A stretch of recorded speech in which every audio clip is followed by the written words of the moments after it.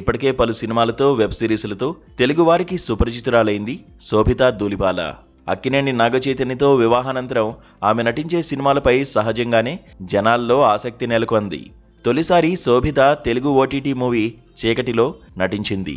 శుక్రవారం నుండి అది ప్రైమ్ వీడియోస్లో తెలుగు, తమిళ, హిందీ భాషల్లో స్ట్రీమింగ్ అవుతోంది. దీనికి ముందు నాగచైతన్య నటించిన దోత అనే వెబ్ సిరీస్ కూడా ప్రైమ్ వీడియోలోనే స్ట్రీమింగ్ అయింది. విశేషం ఏమంటే శోభిత నటించిన చీకటిలో ఓటీటీ మూవీని ఆమె భర్త నాగచైతన్య మేనమామ డి సురేష్ బాబు నిర్మించడం విశేషం.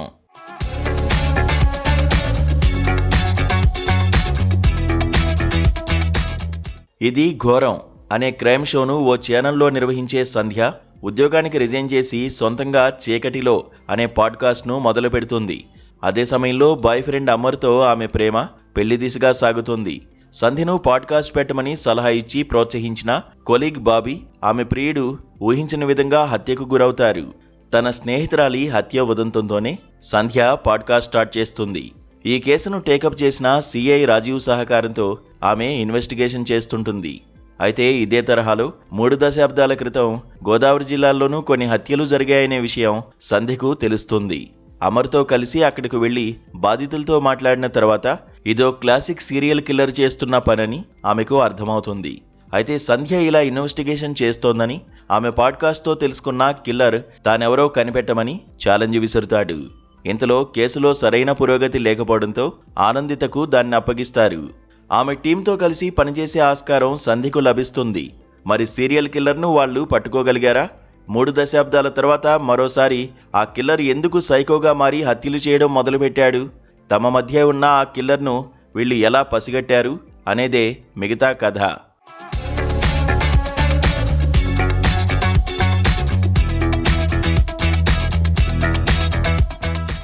దాదాపు 2 గంటల నిడివి ఉన్న చీకటిలో సినిమా ఎలాంటి తాత్సారం లేకుండా డైరెక్ట్గా కథలోకి వెళ్ళిపోయింది. క్రిమినాలజీ చదివిన ఓ రిపోర్టర్ తనకు అందిన క్లూస్తో ఎలా కేసును సాల్వ్ చేసిందన్నదే ఈ కథ. అయితే ఇందులో ఇన్వెస్టిగేషన్ కంటే హత్యలు, వాటి పర్యవసానాలు, బాధితుల గోడు వీటిపైనే దర్శకుడు శరణ్ కోపిశెట్టి దృష్టి పెట్టాడు. హీరోయిన్ సంధ్య సినిమా ప్రారంభం నుండి ముగింపు వరకు సమాచార సేకరణ కోసం కృషి చేస్తూనే ఉంటుంది. చివరకు కిల్లర్ను తెలుసుకుంటుంది. అయితే అతని మోటివ్కి కారణం చెబుతూ దర్శకుడు రాసుకున్న పాయింట్ అంత బలంగా లేదు.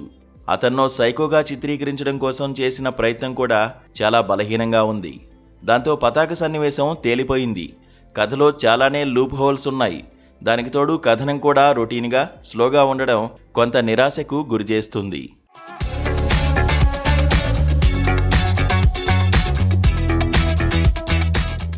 నటీనటుల విషయానికొస్తే శోభిత క్రైమ్ జర్నలిస్టుగా బాగానే చేసింది. ఆమె బాయ్ ఫ్రెండ్గా 35 చిన్న కథ కాదు ఫేమ్ విశ్వదేవ్ రాచకొండ నటించాడు. నిజానికి అతని పాత్ర కంటే సీఏగా నటించిన చైతన్య కృష్ణ పాత్రే కాస్తంత బలమైంది. అతను బాగానే చేశాడు. చాలా గ్యాప్ తర్వాత ఇషా చావ్లా మరోసారి కెమెరా ముందుకొచ్చింది. స్పెషల్ ఇన్వెస్టిగేటివ్ ఆఫీసర్గా ఆమె నటించింది. ఇతర ప్రధాన పాత్రలను ఆమని, సురేష్, ప్రదీప్, ఝాన్సీ, శ్రీలక్ష్మి, రవీంద్ర విజయ్, అజీజ్ నాజర్ తదితరులు పోషించారు. వడ్లమాని సాయి శ్రీనివాస్ పాత్ర ఇందులో భిన్నమైంది. నిజానికి ఈ సినిమాలో ప్రతిభగల నటీనటులు చాలామందే ఉన్నారు. కానీ వాళ్లను పూర్తి స్థాయిలో దర్శకుడు శరణ్ కోపిశెట్టి ఉపయోగించుకోలేదు. శ్రీచరణ్ పాకాల నేపథ్య సంగీతం బాగుంది. సంభాషణలు అర్థవంతంగా ఉన్నాయి. తప్పు చేసి చీకట్లో దాక్కునే ఏ మృగాన్ని వదలకూడదు, మన భయం వాళ్లకి బలంగా మారకూడదు అనే పాయింట్ మీద తీసిన చీకటిలో మూవీ క్రైమ్, ఇన్వెస్టిగేషన్ డ్రామాను ఇష్టపడే వారికి నచ్చే ఆస్కారం ఉంది. కాకపోతే భారీ అంచనాలు మాత్రం పెట్టుకోకూడదు.